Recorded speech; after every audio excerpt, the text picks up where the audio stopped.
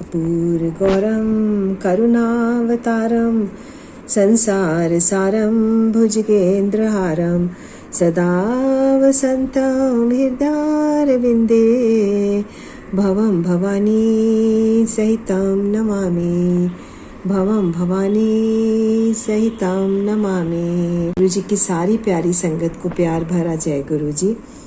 आप सबका गुरु जी कृपा सत्संग पर बहुत बहुत स्वागत है। संगत जी, हम पढ़ रहे हैं बहुत ही पवित्र पाठ। गुरु जी की आज्ञा से हम शिव पुराण का पाठ कर रहे हैं, रुद्र संहिता, पार्वती खंड, तृतीय खंड। कल हमने फिनिश किया था जी अध्याय नंबर 54 और आज हम पढ़ेंगे अध्याय 55 और मुझे लगता है ये लास्ट अध्याय है हमारा। जी हाँ, आज है हमारा ये रुद्र संहिता तृतीय खंड, पार्वती खंड का लास्ट अध्याय। और कल हम शुरू करेंगे, ये देखिए आपको दिखा दूं, कल हम शुरू करेंगे रुद्र संहिता चतुर्थ कुमार खंड। हमने पढ़ा है सती खंड, पार्वती खंड और कल हम पढ़ेंगे कुमार खंड। तो आइए आज रुद्र संहिता के तृतीय खंड, पार्वती खंड का समापन करते हैं और गुरु जी और शिव जी का आशीर्वाद लेते हैं भरपूर। आज इसमें हम क्या पढ़ेंगे और गुरु जी हमको क्या पढ़वाएंगे, गुरु जी से आज्ञा ले लें। संगत जी आइए बड़े प्रेम से एक साथ बोलते हैं, ओम नमः शिवाय, शिव जी सदा सहाय। ओम नमः शिवाय, गुरु जी सदा सहाय। हर काम में शिव शंकर भोलेनाथ और गुरु जी जब हमारी सहायता करेंगे तो काम हमारे अधूरे कैसे रह सकते हैं। ओम नमः शिवाय। शुक्राना गुरु जी।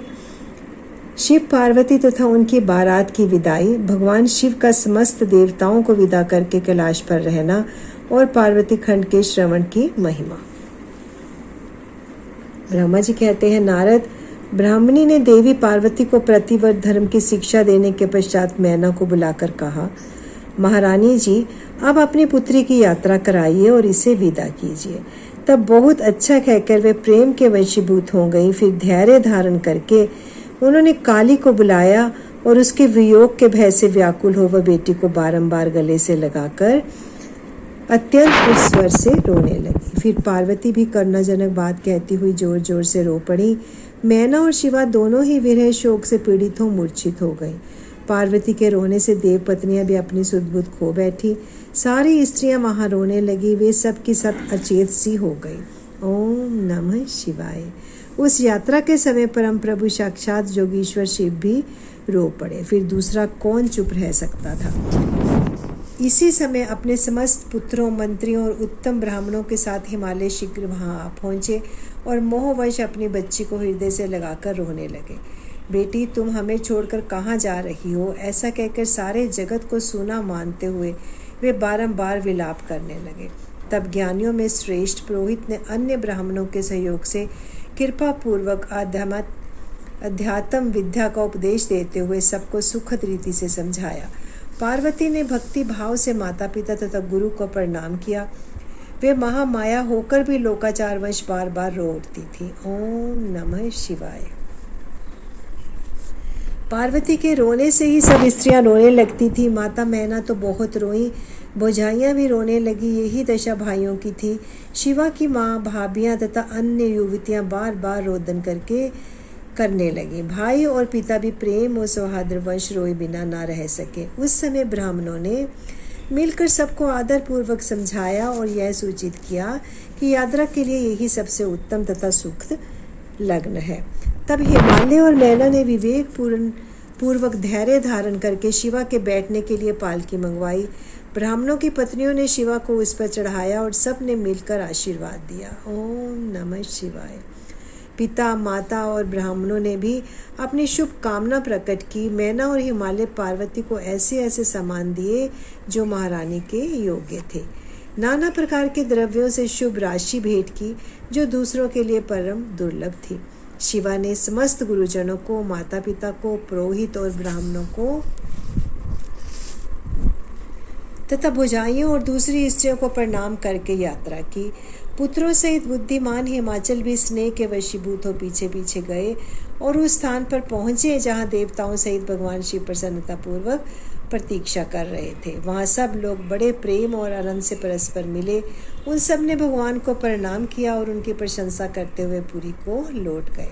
ओम नमः शिवाय। तदंतर कैलाश पहुंचकर भगवान शिव ने पार्वती से कहा, देवेश्वरी, तुम सदा से ही मेरी प्राण प्रिय हो।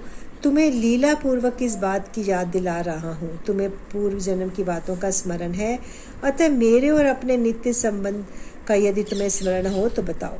अपने प्राणनाथ महेश्वर की यह बात सुनकर शंकर की नित्य प्रिया पार्वती मुस्कुराती हुई बोली, प्राणेश्वर, मुझे सब बातों का स्मरण है, किंतु इस समय आप चुप रहिए और इस अवसर के अनुरूप जो कार्य हो उसी को शीघ्र पूर्ण कीजिए। ब्रह्मा जी कहते हैं, नारद, प्रिया पार्वती के सैकड़ों सुधा धाराओं के समान मधुर वचन को सुनकर लोकाचार परायण भगवान विश्वनाथ बड़े प्रसन्न हुए। उन्होंने बहुत सी सामग्रियां एकत्र करके नारायण आदि देवताओं को भांति भांति की मनोहर भोज्य वस्तुएं खिलाईं। इसी तरह अपने विवाह में पधारे हुए दूसरे लोगों को भी भगवान शंकर ने प्रेम पूर्वक सुमधुर रस से युक्त नाना प्रकार का अन्न भोजन कराया। ओम नमः शिवाय। भोजन करने के पश्चात उन सब देवताओं ने नाना रत्नों से विभूषित हो अपनी स्त्रियों और सेवक गणों के साथ आकर प्रभु चंद्रशेखर को प्रणाम किया। फिर प्रिय वचनों द्वारा प्रसन्नता पूर्वक उनकी स्तुति एवं परिक्रमा करके शिव विवाह की प्रशंसा करते हुए वे सब लोग अपने अपने धाम को चले गए। ओम नमः शिवाय। मुने, साक्षात भगवान शिव ने लोकाचार वंश भगवान विष्णु को और मुझको भी प्रणाम किया। ठीक उसी तरह जैसे वामन रूपधारी श्री हरि ने महर्षि कश्यप को नमस्कार किया था, तब मैंने और श्री विष्णु ने शिव को हृदय से लगाकर उनको आशीर्वाद दिया। तदंतर श्री हरि ने उन्हें पर ब्रह्म परमात्मा मानकर उनकी उत्तम स्तुति की। ओम नमः शिवाय।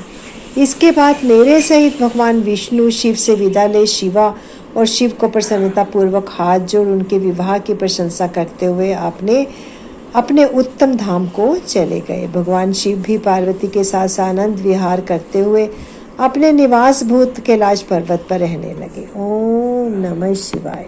शिवगणों को इस विवाह से बड़ा सुख मिला। वे अत्यंत भक्ति पूर्वक शिवा और शिव की आराधना करने लगे। तात, इस प्रकार मैंने परम मंगलमय शिव विवाह का वर्णन किया। यह शोकनाशक, आनंददायक तथा धन और आयु की वृद्धि करने वाला है। जो पुरुष भगवान शिव और शिवा में मन लगाकर पवित्र हो प्रतिदिन इस प्रसंग को सुनता अथवा नियम पूर्वक दूसरों को सुनाता है, वह शिव लोक प्राप्त कर लेता है। यह अद्भुत आख्यान कहा गया जो मंगल का आवास स्थान है। यह संपूर्ण विघ्नों का नाश करके समस्त रोगों का नाश करने वाला है। इसके द्वारा स्वर्ग, यश, आयु तथा पुत्र और पौत्रों की प्राप्ति होती है। ओम नमः शिवाय। यह संपूर्ण कामनाओं को पूर्ण करता, इस लोक में भोग देता और परम लोक में मोक्ष प्रदान करता है। इस शुभ प्रसंग को सुनने से अपमृत्यु का शमन होता है और परम शांति की प्राप्ति होती है। यह समस्त दुस्वप्नों का नाशक तथा बुद्धि एवं विवेक आदि का साधक है। ओम नमः शिवाय। अपने शुभ की इच्छा रखने वाले लोगों को शिव संबंधी सभी उत्सवों में प्रसन्नता के साथ प्रयत्न पूर्वक इसका पाठ करना चाहिए। यह भगवान शिव को संतोष प्रदान करने वाला है। विशेषतः देवता आदि की प्रतिष्ठा के समय तथा शिव संबंधी सभी कार्यों के प्रसंग में प्रसन्नता पूर्वक इसका पाठ अवश्य करना चाहिए अथवा पवित्र हो शिव पार्वती के इस कल्याणकारी चरित्र का श्रवण करना चाहिए। ऐसा करने से समस्त कार्य सिद्ध होते हैं। यह सत्य है, इसमें संशय नहीं है। अध्याय 55 की समाप्ति संगत जी। रुद्र संहिता का पार्वती खंड संपूर्ण हो गया संगत जी। आप इसे एंड तक जरूर पढ़ें। यहाँ पर पहुँचेंगे तो आप मेरी बात को ये जरूर सुनेंगे कि इसको पढ़ने से हमारा कितना कल्याण होता है। शोक का नाश होता है, हमें आनंद की प्राप्ति होती है, जीवन में सुखों की प्राप्ति होती है, आयु में वृद्धि लाने वाला है, घर में पुत्र पौत्रों और पुत्रियों का आगमन होता है, जीवन सफल होता है और हमें दुस्वप्नों का नाश का भी ये कारण बनता है। तो इसको बहुत कल्याणकारी पाठ हमने सारा पढ़ा। शिव विवाह जिन्होंने सब ने पढ़ा है उनका तो कल्याण निश्चित है। जिन्होंने नहीं पढ़ा उन तक अपनी सेवा जरूर पहुंचाएं संगत जी, क्योंकि इसमें भी बहुत भारी सत्संग है।